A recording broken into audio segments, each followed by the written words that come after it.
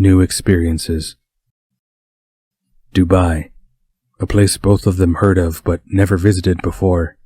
They have an 8-hour stopover, and their flights included a 1-day visa to go and explore the city. Their suitcases remain in storage, so Brett only has his backpack, and Eddie the crazy violin shoulder bag. They haven't discussed doing anything together, but silently they move together through passport control and towards the exit where the taxis are parked. "Sir, come safari," a short man wearing a red and white scarf tells them. "Safari, sir. Good experience. 3 hours only." Brett and Eddie look at each other and nodded. Why not? It's something new to experience, and isn't that the whole point of traveling? They are shown to a big 4x4 parked in a long row of others. They get in the back seat. It's higher than the other seats, so they almost had a 360-degree view around the vehicle. Brett felt a bit uneasy as he looked around the vehicle. The roof was reinforced with roll bars. The sides had steel bars with handles for people to hold on to. An elderly Asian couple climbed into the seat directly in front of them. They turned and greeted Brett and Eddie, in what Brett assumes is some variant of Chinese. Eddie greets them back. Brett smiles. He never learned Mandarin, the language of his ancestors. His family had been in South Africa for 7 generations. Sadly, they have lost most of their culture, including the language.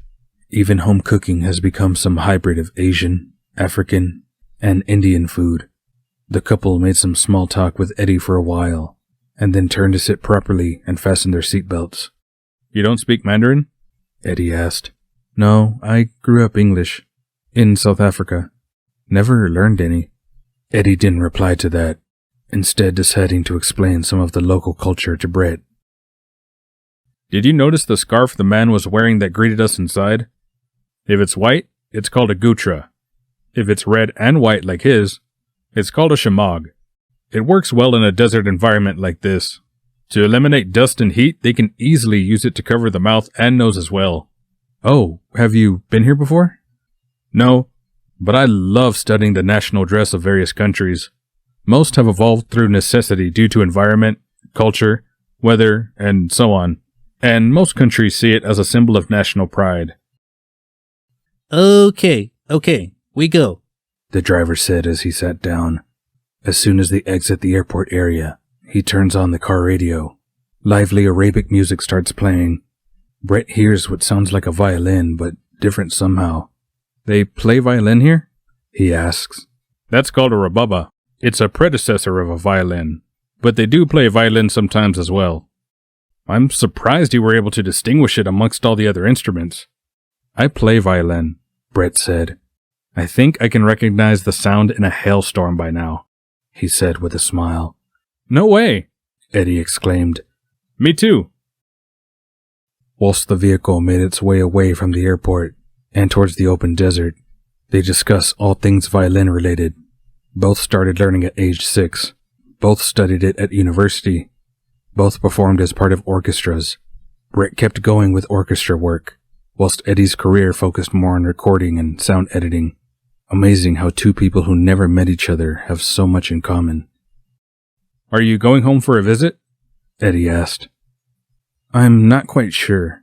My dad is sick, and Mom asked me to come help out with the shop whilst he recovers. She didn't explain what's wrong, which is kinda odd, so I have no idea how long I will be here. I even had to give up my place in the orchestra. Guess they can't wait for me forever." "Where are you from? And why are you going to South Africa?" he asks Eddie. "Originally born in Taiwan.